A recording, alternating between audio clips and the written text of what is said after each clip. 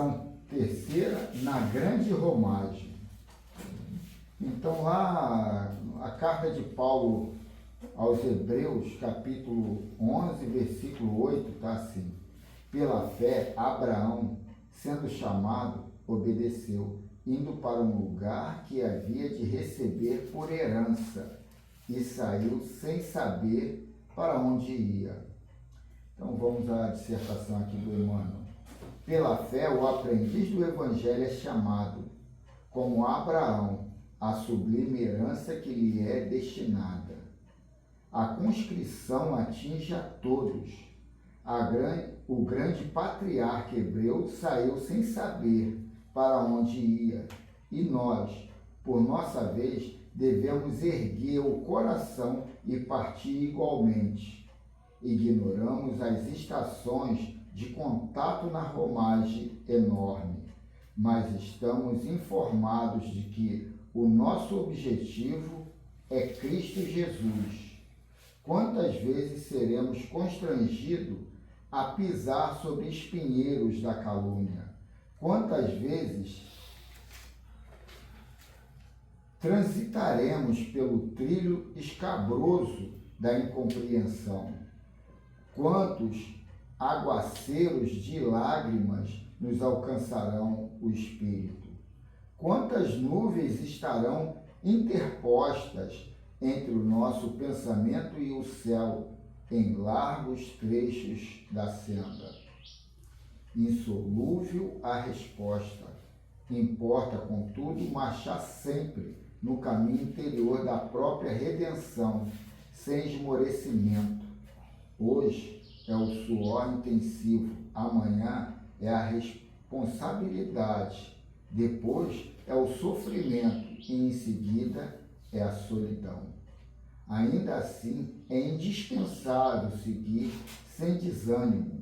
Quando não seja possível avançar 2 passos por dia, desloquemo-nos para diante, pelo menos alguns milímetros.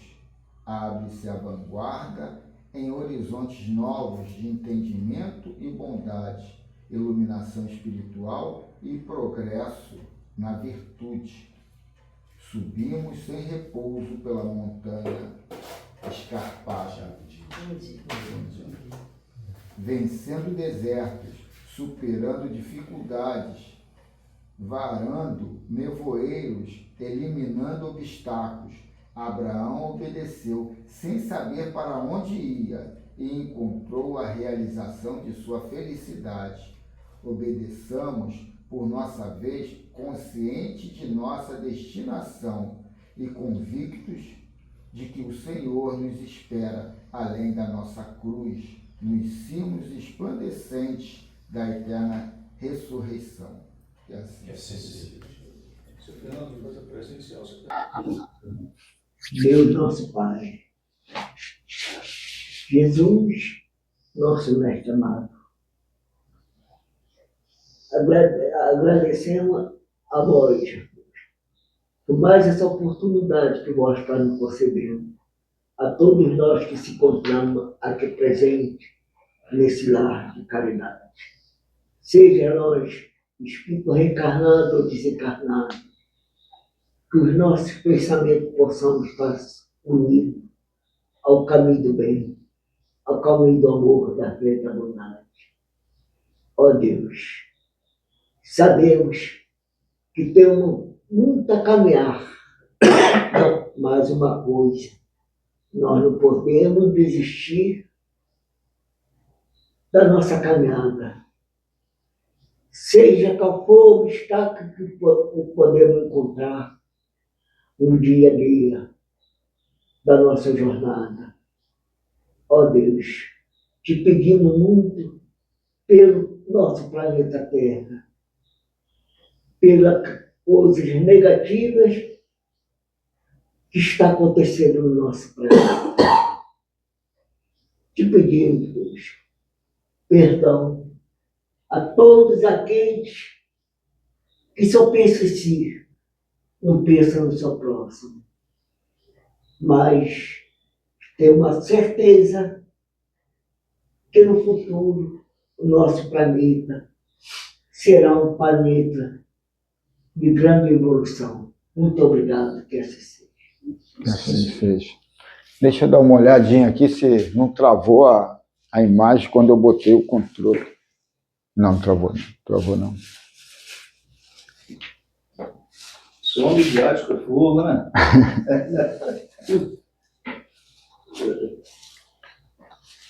Eu trouxe o mesmo livro, acho que da semana passada. Eu achei aqui uma leitura muito... tem um pouco a ver com a pergunta, né, do Livro dos Espíritos. Eu ia trazer uma que é mais para a leitura da semana que vem do que essa. Eu procurei outra, achei essa daqui, eu falei, vou levar essa aqui e deixar aquela para a semana que vem. E a outra era bem maior. Mano. Então o livro é Os Prazeres da Alma, uma reflexão sobre os potenciais humanos. E a mensagem de fundo é sabedoria. E ele começa assim. Deixa eu falar, ele começa o Hamed, ditado pelo Espírito Hamed, psicografado por Francisco do Espírito Santo Neto. E o Hamed começa assim: o saber implica a facilidade de elaborar ideias simples para explicar coisas aparentemente complexas, utilizando-se os recursos fecundos e inspirativos do universo interior. Então, vamos à dissertação dele. Eu acho que isso aqui é do Livro dos Espíritos, a questão 540. Mas eu não tenho certeza, não está escrito aqui. Há séculos, os grandes pensadores e filósofos vêm nos ensinando que o autoconhecimento é a base primordial para alcançarmos a verdadeira sabedoria. Mas para saber realmente quem somos, precisamos mergulhar nas profundezas do ser e buscar a sabedoria existente em nosso mundo íntimo. Eu achei muito interessante essa leitura, porque a gente tem essa ideia de evolução intelectual, e evolução intelectual não é sabedoria. É uma cópia do que você está lendo, você está aprendendo, você está ouvindo de alguém. E ele coloca aqui que a sabedoria já está dentro de nós. Pode repetir esse trecho aí, Carlos? Vou começar então. Há séculos, os grandes pensadores e filósofos vêm nos ensinando que o autoconhecimento é a base primordial para alcançarmos a verdadeira sabedoria. Mas para saber realmente quem somos, precisamos mergulhar nas profundezas do ser e buscar a sabedoria existente em nosso mundo íntimo. Se fomos criados por Deus e se Ele colocou em nós a sua marca, a ideia de Deus é inata no homem. Isso aqui tá, botou aqui vamos ver da onde ele tirou isso. A questão 6 do Livro dos Espíritos. Cadê? Ao nascermos, já trazemos uma herança, como herança a marca divina. A onipresença do Criador abrange todo o universo. Aí, não sei qual é o número da questão, né? Onde até ficando um pouquinho mais isso aí, né? Nós somos simples e ignorantes, mas com essa situação aí colocada por Deus para a gente, né? A inteligência para você. Alguns esotéricos colocam, espíritos, né, que tem essa linha mais esotérica, coloca que a gente tem esse conhecimento inato dentro de nós, mas que a gente dá muita atenção ao externo e não trabalha esse conhecimento que está dentro de nós e fica ali reservado até a hora desse autoencontro que eles colocam. Ali dá essa parte de você estar mais transcendente, mais antenado nessas verdades que já está dentro de nós. Eu li um livro que o cara ficou uma semana sentado num banquinho de uma praça e todo mundo achou que ele devia estar ali meio maluco, meio doente, mas aí depois ele relata que ele estava viajando no mundo interno dele e ele ali teve um insight de muitas coisas e durou aquela semana toda ali. Aí, quer dizer, é uma coisa meio louca, né? A gente procurar se aprofundar numa coisa que a gente ainda não entende, né? O negócio que é a correria do dia a dia, a gente quer resolver, quer ganhar, quer... Tudo. Né? Aí você não para. Portanto, o passo fundamental para entrarmos em contato com o verdadeiro saber é tomarmos consciência de que Deus está em nós. Somos deuses em potencial, conforme a expressão evangélica. Ser sábio não se fundamenta apenas no grau de informação ou de conhecimento que temos sobre a vida terrena. Nem sempre indivíduos requintados e instruídos são portadores de senso íntimo bem desenvolvido ou de alto nível de discernimento. Não devemos confundir cultura ou instrução com sabedoria. Muitas pessoas cultas não são sábias, apesar de ostentarem um ar de superioridade intelectual. Não distinguir instrução de sabedoria é como não diferenciar diamante de contas de vidro. A espiritualidade superior nos estimula a manter contato profundo e significativo com nossa força interna, a fim de que possamos nos familiarizar com a voz da consciência. O saber implica a facilidade de elaborar ideias simples para explicar coisas aparentemente complexas, utilizando-se os recursos fecundos e inspirativos do universo interior. O conhecimento do sábio provém do mundo silencioso. É no silêncio que a introspecção enlaça o santuário da sabedoria. Quem mais conhece, menos alarde faz. Quem pouco conhece, faz muito estardalhaço. Precisamos adquirir o hábito de dedicar algum tempo ao silêncio da meditação, uma vez que o olho interno nos proporciona inúmeras formas de percepção. Nós próprios, o mundo, a natureza e Deus. Enfim, ver o fundo e não apenas a superfície das coisas. A sabedoria está igualmente ligada à forma como notamos a sutileza do mecanismo cíclico que move o universo. Nele, tudo obedece a um ritmo natural. A raiz de nossa evolução corporal e espiritual está fincada nas íntimas relações com a natureza. Se nos observarmos mais atentamente, veremos que somos parte dela. O fluxo da vida faz com que tudo se realize num reciclar constante e periódico. Nos pequenos seres, ela repete, em menor escala, o magnífico e imensurável movimento cósmico. Na Terra, como em toda a criação, tudo é submetido a movimentos alternados, desde as marés, as fases da Lua, as interações entre os organismos dos ecossistemas, a diversidade dos fenômenos meteorológicos, os biorritmos humanos e outras tantas coisas. Quando admitimos o conjunto das forças que movem e animam a evolução da vida, começamos a perceber o dinâmico e sábio processo da ritmicidade que existe dentro e fora de nós. O desenvolvimento evolutivo nos mostra que tudo se encadeia harmonicamente. A questão 540 do Livro dos Espíritos, obra básica do Espiritismo, encontramos a seguinte exposição.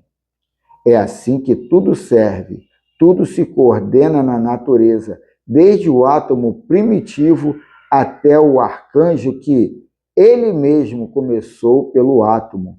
Admirável lei de harmonia que, qual o nosso espírito limitado, não pode ainda entender o conjunto.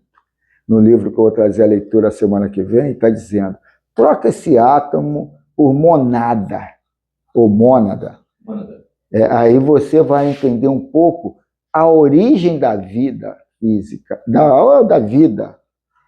Porque essa monada é o princípio do espírito, mas é o princípio O átomo é da matéria. da matéria.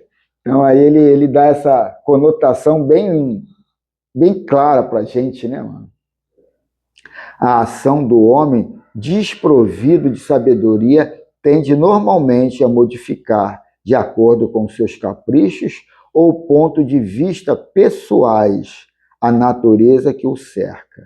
Ô, Carlos, mas aí só uma observação. Nem precisa recorrer à mônada, porque eles estão destrinchando tanto átomo, que aquele modelo de átomo não existe mais. Aquilo ali já está superado. Sim. Você acaba, eu imagino, né? A gente fala sempre, né, do mundo espiritual. O que está para cá do átomo é o que está no mundo espiritual que se fala. É por isso que eu sou tão assim, tiete dos ascensionados, porque ele põe bem claro: o que é espiritual? Tudo é espiritual. Tudo é espiritual. Um saco de supermercado de plástico é espiritual. Destrincha aí. Na menor partezinha dele para tu ver. O problema é que as pessoas querem dar essa polaridade. É de lá, não é de cá, é aquilo. Mas tudo, tanto lá como aqui, é feito para a gente desenvolver essa sabedoria. Tudo são situações nessa vida teatral que a gente vive aqui para desenvolver a consciência. Aí tu consegue interpretar, né? O que a gente aprendeu lá no catolicismo, a Trindade, né? Pai, Filho e Espírito Santo. Tudo igual. Tem livros ascensionados que falam: é a mensagem mais simples e complexa de entender a divindade. É o Pai, o Filho e o Espírito Santo. Os três em um.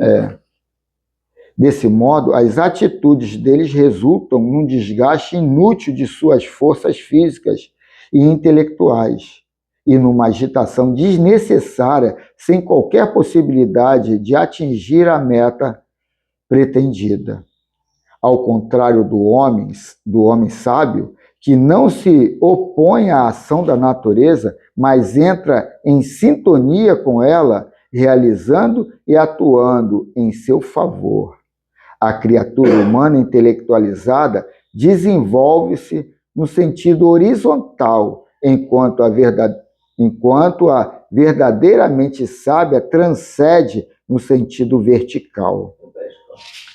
A criatura humana intelectualizada desenvolve-se no sentido horizontal, enquanto a verdadeira sábia transcende no sentido vertical. Verticalizando para cima.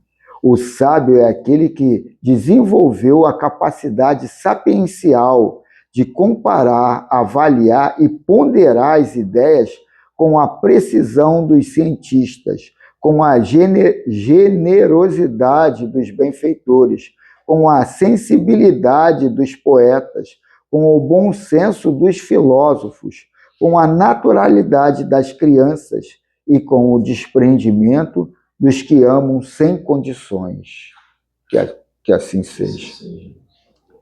Então, essa é a lição de hoje que eu trouxe. Emociona até você ouve, né?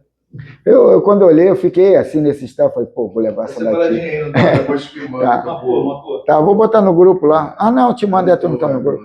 Pô, por que não põe ele no grupo? Quem é o... Você pode colocar. Só ele tem de grupo. É que eu só vendo o pessoal aqui. Tem muito bom dia, né, mano? Isso aí faz lembrar meu ex-patrão. Olha só, eu sei que é legal, é amável, mas não manda bom dia para mim. Falando para a equipe de venda. Esse negócio de grupo, cara, eu passei por uma situação que você está falando de crescimento humano. Cara, meus amigos de infância, adolescência, todos eles regrediram, cara. Eu saí do grupo com uma regressão de mente tremenda, discoteca e até os privados, cara. Eu nunca vi um grupo regredir tanto como o meu grupo. Meu irmão ainda tentou ficar ainda, expulsaram meu irmão. É sério, expulsaram meu irmão do grupo. O problema é lembrar o sábio, só sei que nada sei. Leitura do Livro dos Espíritos, parte 2ª, capítulo 11º. Dos três reinos. A pergunta de hoje é 595. Não, é 597. Não. 597? Vamos ver o livro dos médios. Livre-arbítrio, cara. Não, vamos ver aqui. Vamos ver aqui. Aqui que vai Foi dizer. 594 que eu li semana passada. Se você quiser, eu já te dou. Ih, tá sem. Ah, não, não é esse livro, não. Era assim, né? Foi 594. Espera aí, vamos ver aqui. Foi 594 que eu li. Ué, aqui tá Tem os 597. animais alguma linguagem? Tá lembrado que eu fiz? Mas Tem os animais alguma linguagem? Mas no vídeo está 196. Aqui está 195 mesmo. Ah, vamos lá. É 595. Certeza, 595, certeza. Vai dar chuva. Gozam de livre-arbítrio os animais para a prática dos seus atos? Semana passada nós falamos da linguagem. Agora, gozam de livre-arbítrio os animais para a prática dos seus atos? Os animais não são simples máquinas, como supondes. Contudo, a liberdade de ação de que desfrutam é limitada pelas suas necessidades e não se pode comparar a do homem. Pelas suas necessidades não se pode comparar a do homem. Sendo muitíssimo inferiores a este, não têm os mesmos deveres que ele. A liberdade possui-na restrita aos atos da vida material. Então vamos lá. Vivem muito em função da matéria, né? Eles, né? Se alimentar, as coisas básicas, né? Livre-arbítrio nos animais. É. Deixa eu ver a da passada. Linguagem dos animais. Livre-arbítrio nos animais. Em se falando no livre-arbítrio, podemos dizer que os animais o têm. No entanto, ele é tão restrito que foge à nossa percepção. Cumpre a nós outros dizer que a liberdade dos animais é restrita às suas necessidades, ao passo que nos homens ela é mais avançada, por ter sido a razão entregue a eles pelas mãos de Deus, através dos tempos. Se o animal não pensa como os homens, não tem função neles o raciocínio, portanto, não sabem escolher além de suas necessidades físicas. Devemos estudar mais os reinos que nos são inferiores, bem como os superiores. É nesse esforço que vamos compreendendo a vida na sua mais alta dimensão.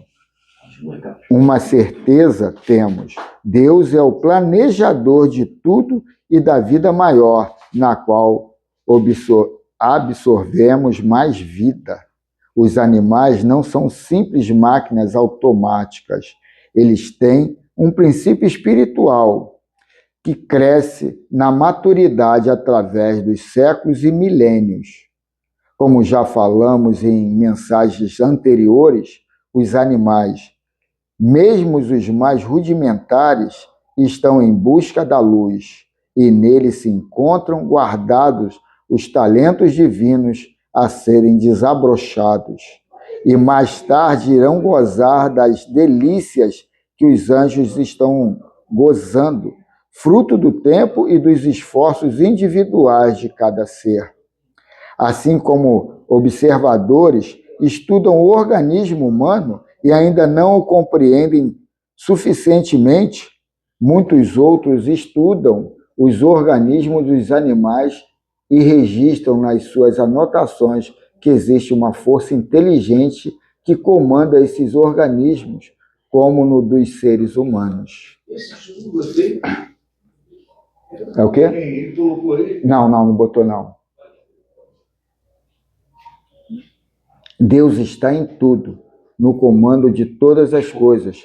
existe uma mente instintiva programada em todas as criaturas. De acordo com a evolução, ele age com maior ou menor sabedoria, com maior ou menor exatidão.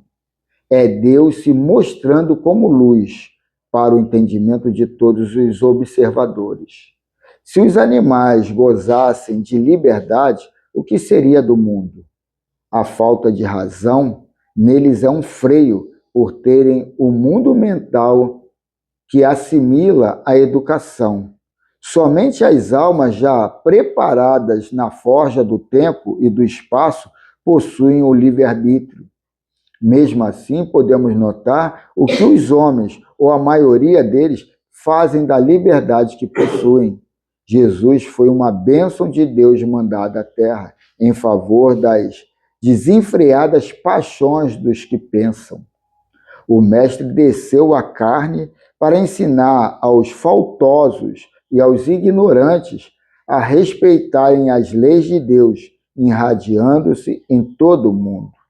Não vim chamar justos, e sim pecadores ao arrependimento. Lucas 5:32. Os céus vieram à terra comandados pelo governador do planeta, para consolar aos sofredores, dar pão aos que tinham e têm fome, e instruir aos ignorantes. É a doutrina espírita, sendo a mesma luz, e a doutrina espírita, sendo a mesma luz, não faz outra coisa a não ser a vontade do Mestre dos Mestres. O Cristo subiu aos céus na sua grandeza, mas deixou junto a nós grandes almas instruídas para nos instruir. Ensinou a elas o amor, para que elas nos ensinassem a amar igualmente. E ainda disse, tomado de amor, se eu não for, não poderei enviar outro Consolador, que ficará convosco eternamente. Eis aí o Consolador, o Espírito de verdade em forma de uma doutrina, para que todos possam desfrutar da luz de Deus em formas variadas. Que assim seja.